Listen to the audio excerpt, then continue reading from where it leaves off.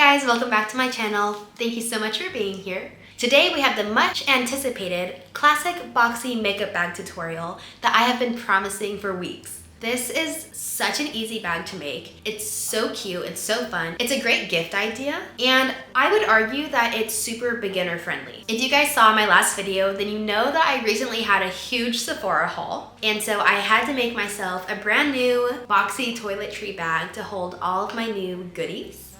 So grab some fabric, grab your sewing machine, see my description box for the list of supplies, and let's get right into it.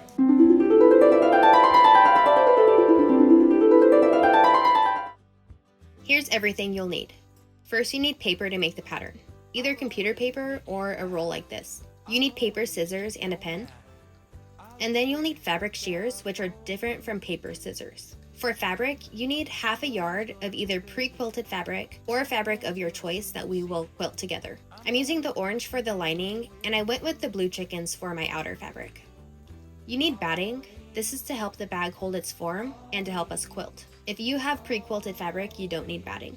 You need either pins or fabric clips. I like to have both on deck. We need a 15-inch zipper and some kind of ruler, ideally one that is at least 21 inches long to help you cut out the pattern. These are options for the zipper tabs, either a cotton webbing or a ribbon or leftover fabric. Optional but highly recommended is a heat erasable pen, and you definitely want to have a seam ripper. Your machine should come with a zipper foot and a walking foot. We will want to use both for this project. The walking foot again is only necessary if you're quilting your own fabric. It helps to keep the fabrics together when you're quilting.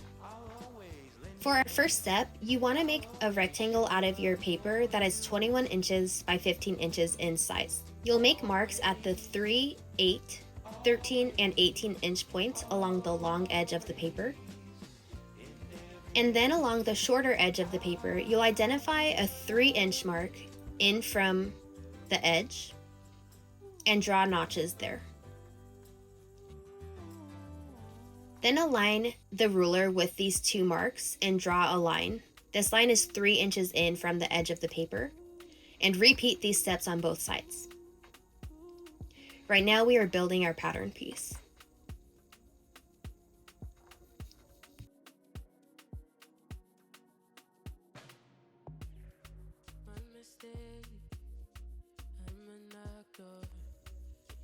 Now turn the ruler parallel to the short edge of the paper and connect the marks at the 3, 8, 13, and 18 inch points from the edge of the paper in towards those guidelines.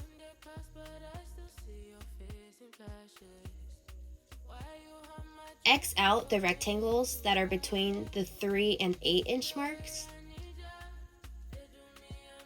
and repeat this step by Xing out the rectangles between the 13 and 18 inch marks. We'll be cutting out these 4 rectangles that have the X's. Once you have something that looks like this, we're ready to grab our fabric. We need 1 piece of the outer fabric and 1 piece of the lining fabric. I like to stack them on top of each other so that we cut them both out at the same time. If you're a beginner, you have the option to cut them out individually. I recommend using pins to hold the paper pattern down to the fabric pieces, especially if you're using shears instead of a rotary blade to cut the fabric. I recommend pinning down all 6 corners.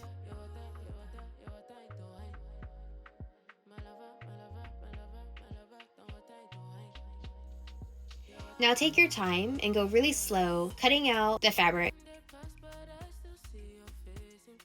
And when you're done, you should have 1 main piece and 1 lining piece. Keep your fabric scraps for later. Now grab your batting. If you are going to cut out your batting with shears, you would pin it down like you did with the fabric.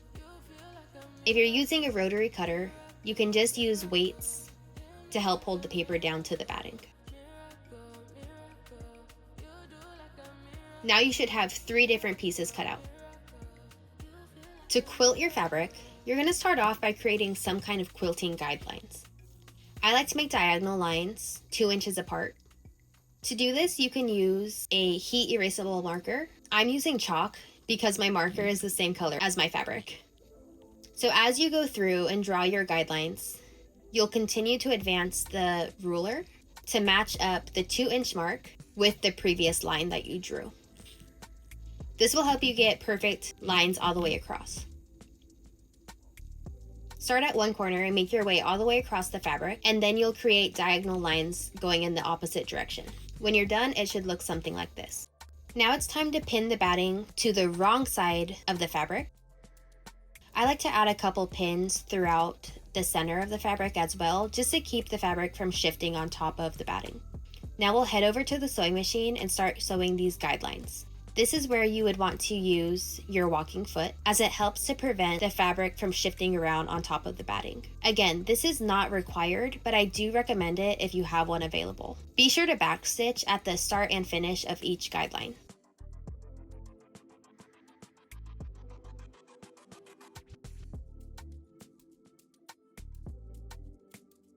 After you're done sewing your guidelines, you'll take your quilted piece over to the ironing board and give it a really nice press. This step is optional, but if you're making handmade items, you should have your own labels. This part here is the center of the bag, so that's where I place mine. Now grab your zipper, and you want to place it with the zipper feet down, right sides together with your main fabric. I like to use clips here. If you don't have clips, you can use pins. Now align your lining fabric on top of your main fabric and the zipper, right sides facing together, and clip it down or pin it down.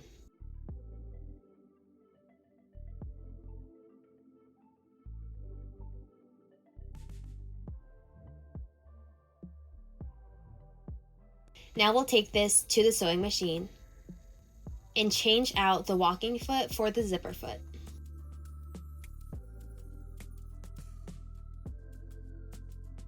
You want to sew with the teeth of the zipper right along the edge of the zipper foot.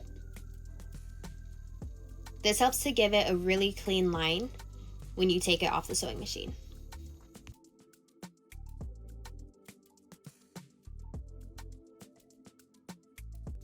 It should look something like this.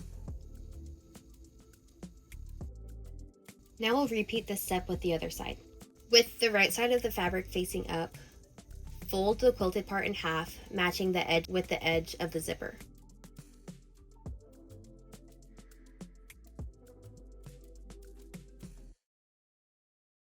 Flip it over so that the lining is facing up. Fold the lining piece in half so that the edge matches with the edge of the zipper, and clip in place.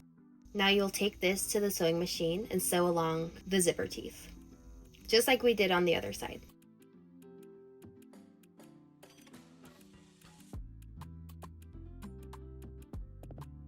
Now when you flip it right side out, both sides of the zipper should be sewn. Now you'll separate the zipper, and we're going to top stitch along the teeth of the zipper.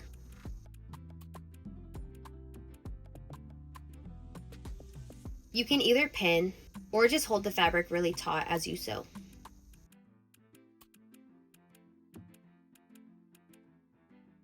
In order to top stitch, you want the presser foot to be right along the edge of the fabric.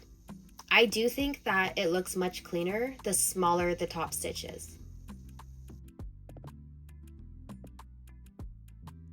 Make sure to backstitch at each end. It should look something like this when you're finished. Repeat that on the other side. Then grab your zipper pull and take as much time as you need to get it back onto the zipper. This can be really challenging.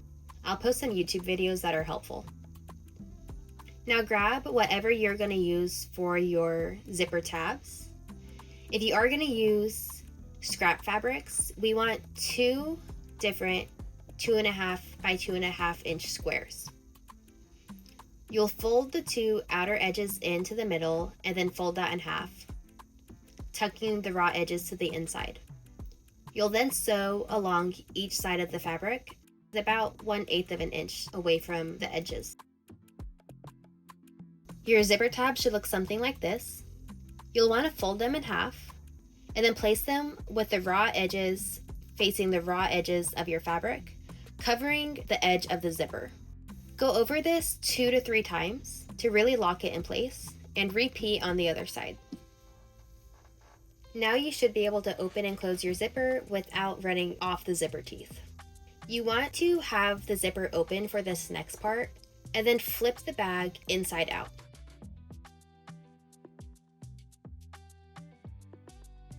We're now going to sew the sides of the bag. In order to do this, the bag should be oriented like this, with both outer pieces facing each other, the zipper tab tucked in, and both lining pieces facing each other. You have all 4 pieces of the fabric stacked on top of each other and sew with about a 1/2 inch seam allowance.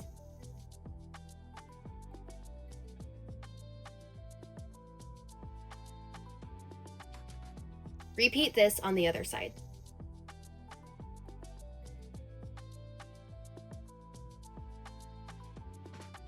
Now to sew the height of the bag, we need to close the 4 corners that are still open. To do this, you'll grab one corner and pull it open so that the seam is in the center and it lies flat.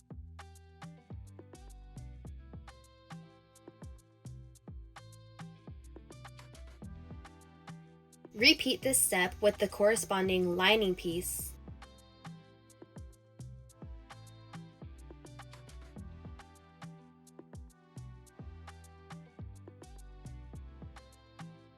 And it should look something like this. Again, we have 4 layers of the fabric all stacked on top of each other. I'll demonstrate again for the other 3. You want to pull the corners so that it turns into a flat line with the seam in the center of the line. Repeat this with the lining piece so that the lining and the quilted fabric are stacked on top of each other. Clip this in place, and we'll be sewing over these with a 1/2 inch seam allowance.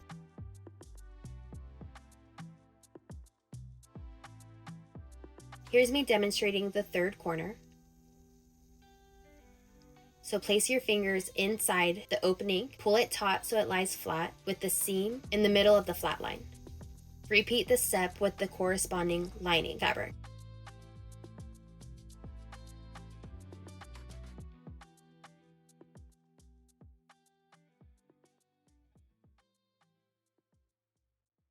For the 4th corner, we only want to do the quilted piece.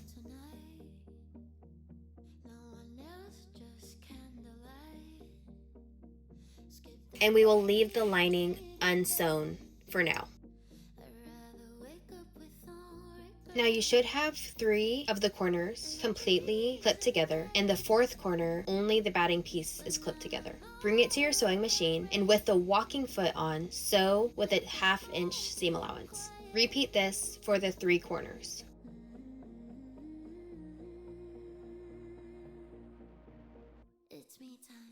When you get to the 4th, this is how you'll sew it, keeping the lining piece out of the way.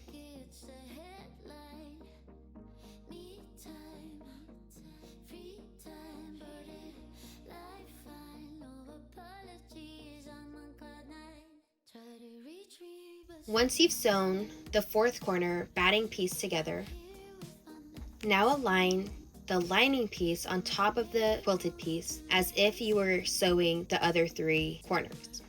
However, instead of sewing the lining piece all the way closed, only sew half of it closed. Backstitch really well at the start because we will need to flip the bag inside out through this opening. Try to sew all the way over the bulk of the seam and backstitch very well. Now flip the bag right side out. This can take time, like a lot of time, so no rush. Once the bag is right sides facing out, flip it so that the lining is facing out. Flip the raw edges of that hole in towards the center, clip the hole closed, bring it to your sewing machine and sew it shut.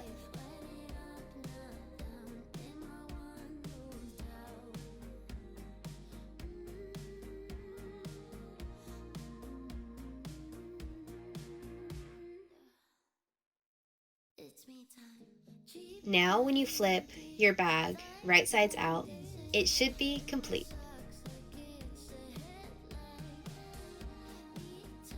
You guys made it out to the other side. Congratulations. I hope you love your new bag. If you have any questions at all, please leave them in the description box and I will get back to you as soon as I can. If you enjoyed making this project with me, I would love it if you could like this video. And if you want to see more of my sewing content, you should totally subscribe to my channel. Thank you guys so much for being here.